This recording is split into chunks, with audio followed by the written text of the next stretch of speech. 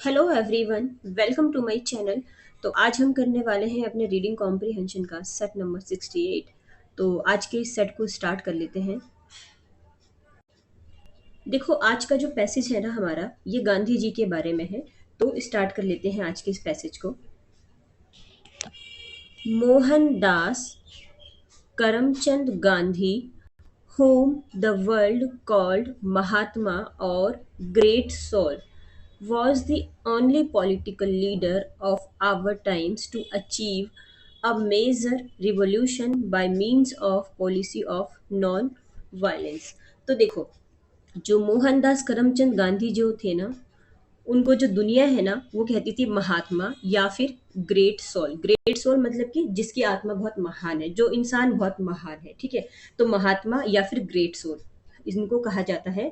और ये सिर्फ और ये अकेले ही ना ऐसे पॉलिटिकल लीडर रहे हैं हमारे टाइम के, जिन्होंने ये जो नॉन वायलेंस की जो पॉलिसी है ना, नॉन वायलेंस मतलब अहिंसा, कि हम किसी पे हिंसा नहीं करेंगे, ठीक है।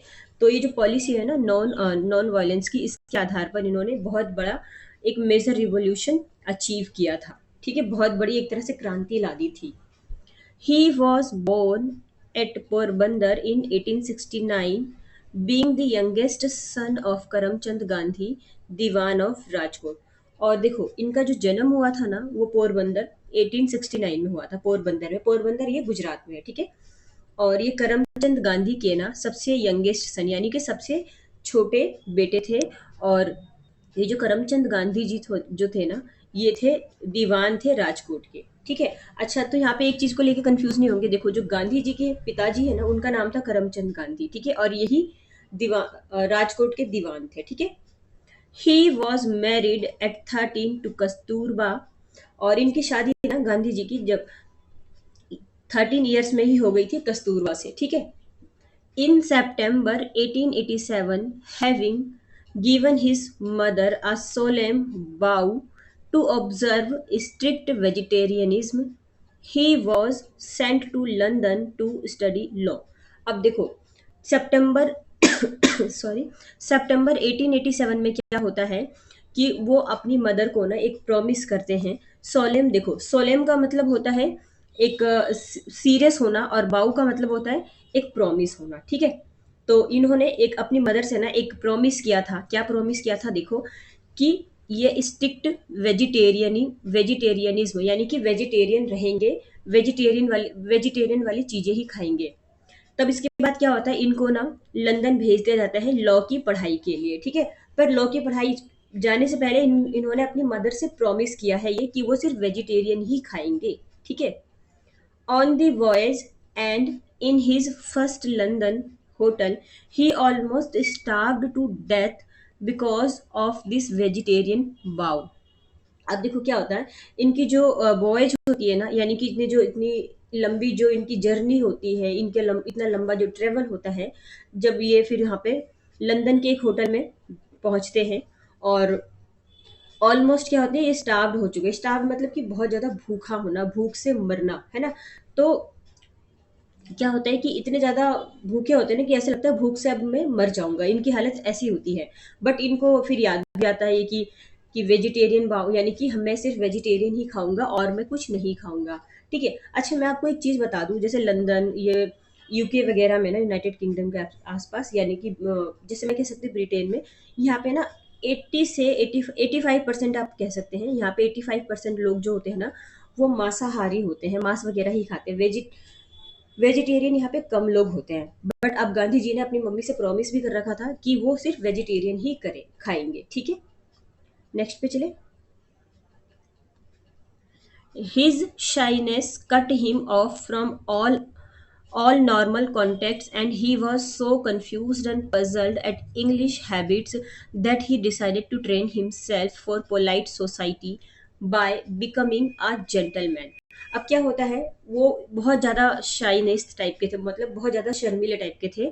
और शर्मीले थे, शर्माते थे हर चीज़ों में। तो इन्होंने क्या किया, अपने जो भी इनके नॉर्मल कॉन्टेक्ट्स है ना सारे, उनसे इन्होंने कट ऑफ कर लिया, यानी कि दूरी बना ली, उनसे बिल्कुल अलग हो गए। और वो बहुत ही ज़्यादा ना कंफ्यूज थे गांधी जी, और बहुत ज़्यादा पजल्ड थे, बहुत ज़्यादा मतलब सीरियस थे ये इंग्लिश हैबिट्स को लेकर। इंग्लिश हैबिट्स मतलब देखो, यहाँ पे पहले वो इंडिया में थे, फिर इंडिया से वो सीधा गए हैं ब्रिटेन। तो वहाँ पे नई चीजें हैं, नए नए लोग हैं, नए नए कुछ लोगों के वहाँ की अपनी, वहाँ का अपना एक कल्चर है, इंडिया का एक अलग कल्चर है ना। तो जब इस माहौल में वो आए ना, तो उन्होंने इंग्लिश हैबिट्स, यहाँ पे जो उन लोगों को देखा ना, तो थोड़ा सा कंफ्यूज और पजल से हो गए कि यहाँ की चीजें बिल्कुल अलग है, इंडिया में कुछ अलग है ना। जैसे हम लोग मॉर्निंग में उठ के चाय पीते हैं ना, मैं एग्जाम्पल के लिए बता रही हूँ, तो ब्रिटेन वगैरह में ऐसा नहीं होता है, ठीक है। तो यहाँ पे इंग्लिश हैबिट्स को देख के उन्होंने फिर डिसाइड किया अपने आप में कि वो अपने आप को ना, यहाँ की जो पोलाइट सोसाइटी है ना, उसके अकॉर्डिंग ये क्या करेंगे, ट्रेन कर लेंगे अपने आप को, बिल्कुल ट्रेन कर लेंगे वहाँ की सोसाइटी के अकॉर्डिंग। क्योंकि क्या होता है, जहाँ हम जहाँ रहते हैं ना, हमें उसके अनुसार ढलना पड़ता है, ठीक है। और उन्होंने कहा कि मैं एक जेंटलमैन बन जाऊंगा वहाँ की सोसाइटी, पोलाइट सोसाइटी के अकॉर्डिंग, ठीक है। He purchased stylish western clothes, even took lessons in dancing and music, but Western rhythm proved quite beyond him. अब देखो क्या होता है, वो जेंटलमैन बनने के लिए क्या करते हैं, वो थोड़े से ना स्टाइलिश वेस्टर्न क्लोथ्स खरीद लेते हैं वहां से, जो भी ब्रिटेन के लोग पहनते हैं, वहां के लोग वहां के जैसे वो वेस्टर्न क्लोथ्स खरीद लेते हैं, और कुछ लेसन्स भी लेते हैं, और साथ में वो डांसिंग और म्यूजिक वगैरह ये सब भी सीखते हैं, जो भी वहाँ के लोगों का कल्चर होता है, ठीक है। But western rhythm proved quite beyond him, but जो वेस्टर्न चीजें हैं ना, वहाँ की जो रिदम है, वो- उसकी तरह ये ढल नहीं पाए बिल्कुल। मतलब कि अगर उन्होंने सोचा, गांधी जी ने, कि मैं वहाँ के अकॉर्डिंग ढल जाऊं, वहाँ के जो इंग्लिश हैबिट्स है उनको मैं अपना लूं, पर वो ऐसा नहीं कर पाए और उसके अनुसार वो नहीं ढल पाए। Suddenly he came to his sense and decided that if my character makes me a gentleman of me, so much the bit better, otherwise I should forego the ambition. तो सडनली क्या होता है, उनको एक चीज, बात उसके दिमाग में एक चीज आती है कि मतलब वो कुछ ऐसा सोचते हैं कि मैं ये क्या कर रहा हूँ, ठीक है। तो फिर वो डिसाइड करते हैं कि अगर मेरा कैरेक्टर ही मुझे एक जेंटलमैन बना रहा है ना, तो इतना ही बेटर है मेरे लिए, ठीक है। मुझे किसी के अनुरूप ढलना नहीं है, किसी का कल्चर मुझे अपनाने की जरूरत नहीं है। अगर मैं खुद में जेंटलमैन हूं ना, मेरा जो कैरेक्टर है वो जेंटलमैन के जैसा है ना, तो मैं बहुत ज्यादा बेटर हूँ। और otherwise I should forgo the ambition. अगर मैं ऐसा करता हूँ तो ठीक है, क्योंकि मैं अपना कैरेक्टर चेंज नहीं करूंगा। अगर मैं अपने एम्बिशंस को पा सकता हूँ तो ठीक है, या फिर अदरवाइज ऐसा होगा कि मैं अपने एम्बिशंस को फॉरगो कर दूंगा, यानी कि त्याग दूंगा, छोड़ दूंगा। जो भी मैं यहाँ करने आया वो चीजें मैं छोड़ दूंगा, क्योंकि मेरा कैरेक्टर है, ठीक है। कुछ इस तरह से वो बताते हैं, ठीक है। नेक्स्ट पे चले। अच्छा देखो, पैसेज ना हमारा खत्म हो गया है, और हम आ जाते हैं अपने क्वेश्चन आंसर की साइड।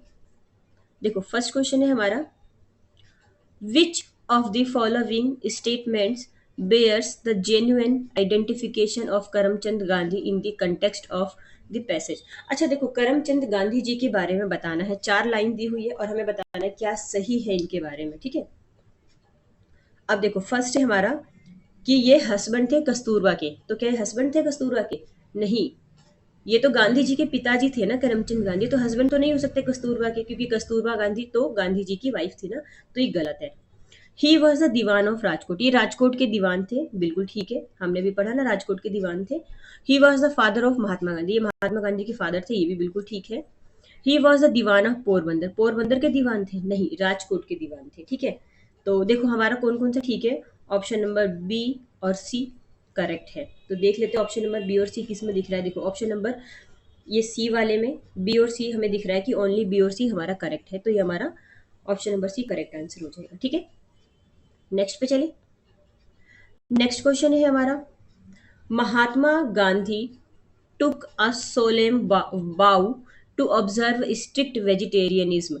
अच्छा, इन्होंने किससे ये प्रॉमिस लिया था, सोलेमन बाउ, सोलेमन नहीं सॉरी, सोलम बाउ।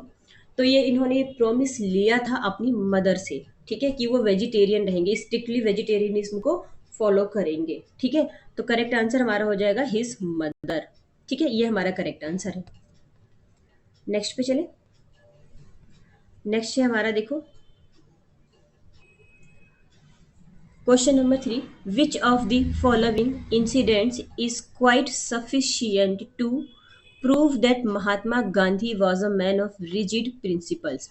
इनमें देखो कुछ लाइंस दी हुई है और हमें बताना है कि वो कौन सी चीजें हैं जो कि हमें बतलाता है कि जो महात्मा गांधी जी थे जो थे ना, वो रिजिड प्रिंसिपल यानी कि अपने सिद्धांतों की बिल्कुल कठोर थे, यानी कि जो चीजें उनको बोली गई है उसको वो फॉलो करते ही करते थे और वो अपनी वादे को नहीं तोड़ते। तो ऐसी यहाँ पे क्या चीजें दी गई है देखो, देख लेते हैं। देखो फर्स्ट है हमारा, he achieved India's freedom by means of the policy of non violence, कि वो नॉन वायलेंस की जो नीति है, अहिंसा की जो नीति है, उसके थ्रू उन्होंने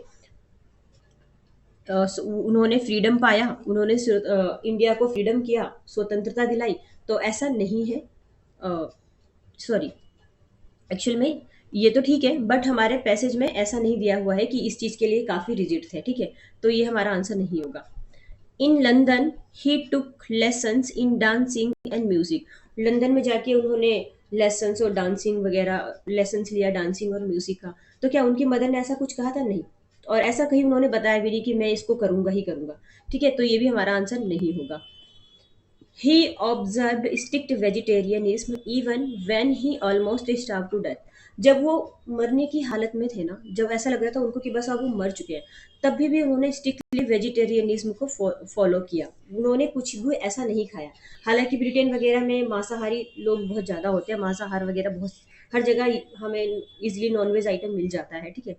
तभी भी तो उन्होंने अपना प्रॉमिस नहीं तोड़ा, यानी कि वो क्या थे, अपने प्रिंसिपल्स के, यानी कि अपने नीति के, अपने सिद्धांतों के बिल्कुल अड़े हुए इंसान थे कि उन्होंने जो कहा है तो वो करेंगे, वो वादा नहीं तोड़ेंगे। तो हमारा जो करेक्ट आंसर होगा ना, वो हो जाएगा ऑप्शन नंबर सी। और डी भी देख लेते हैं। ही remained himself aloof from the western culture rhythm. देखो अलूफ का मतलब होता है किसी भी चीज से बिल्कुल अलग थलग रहना, उससे ज्यादा उसमें इन्वॉल्व ना होना। तो हमारा जो पैसेज है ये इसमें बता रहा है कि वो वेस्टर्न कल्चर के जो रिदम थे उससे उन्होंने अपने आप को बिल्कुल अलग कर लिया था। नहीं, पहले तो इसकी तरफ अट्रैक्ट हुए थे ना, बाद में अलग किया था ना। तो ये हमारा आंसर नहीं होगा, ठीक है। हमारा आंसर जो होगा ऑप्शन नंबर सी होगा। नेक्स्ट पे चले। नेक्स्ट है हमारा, देखो, in 1887 Gandhi went London to. Gandhi ji London क्यों गए थे? Propagate his policy of non violence. तो उनकी जो नॉन वायलेंस की जो नीति है, अहिंसा की नीति, उसको फैलाने के लिए, उसका प्रचार करने के लिए? नहीं, बिल्कुल नहीं। Learn western music and dance, वो लंदन वेस्टर्न म्यूजिक और डांस लर्न करने गए थे? नहीं। क्या करने गए थे? वो लॉ की पढ़ाई करने गए थे। To train himself for polite society? नहीं, लॉ की पढ़ाई करने गए थे ना। तो ऑप्शन नंबर डी हमारा ये करेक्ट आंसर हो जाएगा कि वो लॉ की पढ़ाई करने गए थे। नेक्स्ट पे चलते हैं। नेक्स्ट हो जाएगा हमारा, देखो, which of the statements given below is are not true in the context of the passage? चार लाइंस दी हुई है हमें और हमें बताना है पैसेज के अकॉर्डिंग कौन सा गलत है। सही नहीं बताना है, गलत बताना है, ठीक है। अब देखो हमारा जो फर्स्ट है, Gandhi ji was married at the age of 14। Gandhi ji की शादी जो हुई थी 14 की एज में हुई थी, नहीं 13 की एज में हुई थी, क्योंकि हमारे पैसेज में दिया हुआ है कि 13 की एज में उनकी शादी हुई थी। यानी कि ए हमारा गलत हो जाएगा, ठीक है।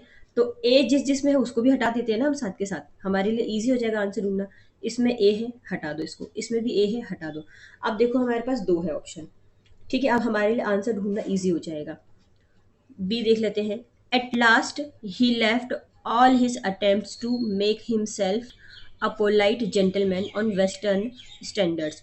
देखो यहाँ पे बात हो रही है कि एट लास्ट में, एट लास्ट क्या होता है, अंत में वो अपने आप को ना जो वेस्टर्न कल्चर से जोड़ने को, वेस्टर्न जैसा अपने आप को बनाने के उस जितने भी उनके अटेम्प्ट्स थे उसको क्या कर देते हैं, वो एक तरह से उससे दूरी बना लेते हैं, सारी चीज़ें छोड़ देते हैं। अब लास्ट में जब उनको लगता है ना कि जो मेरा कैरेक्टर है वही मुझे एक जेंटलमैन बनाता है, ठीक है। तो ये हमारा तो हो जाएगा गलत, ठीक है। सॉरी, ये तो हमारा सही हो जाएगा ना।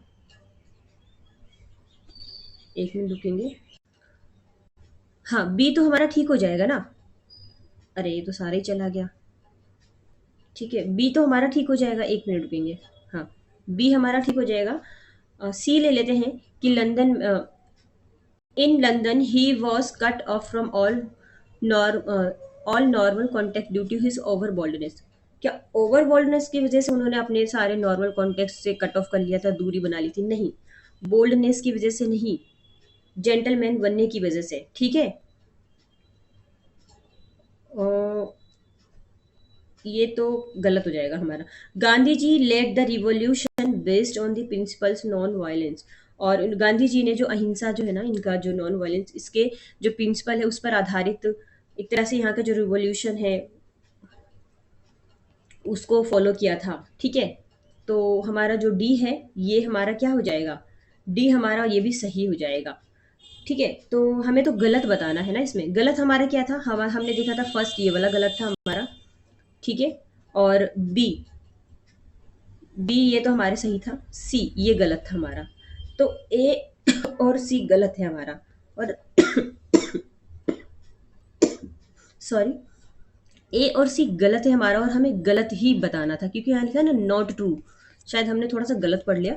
नॉट ट्रू बताना है तो ए और सी हमारा गलत है, क्योंकि नॉट ट्रू बताना तो बी आंसर हमारा करेक्ट हो जाएगा, ठीक है। नेक्स्ट पे चलिए।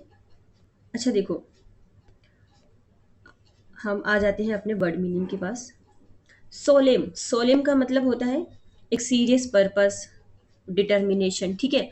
बाउ मीन्स कोई प्रॉमिस, सीरियस प्रॉमिस हम कह सकते हैं, ठीक है।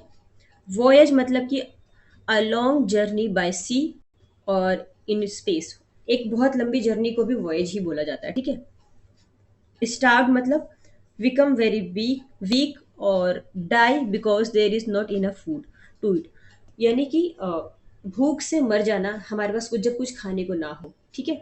फोरगो, फोरगो का मतलब होता है किसी चीज को त्याग देना।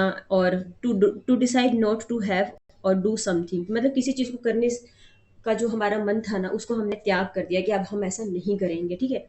तो हमारा हो जाएगा फोरगो, ठीक है। तो देखो हमारा पैसेज खत्म हो गया है, आपको अच्छा लगता है तो आप लाइक एंड सब्सक्राइब कर सकते हैं, ठीक है। और बीच में थोड़ा सा मिस्टेक हो गया था हमारा क्वेश्चन नंबर 5 में, क्योंकि हमें कुछ और बताना था, हमने बता दिया था कुछ, बट एट लास्ट हमने करेक्ट कर लिया था उसे, ठीक है। अच्छा लगता है तो आप इसे लाइक एंड सब्सक्राइब कर सकते हैं।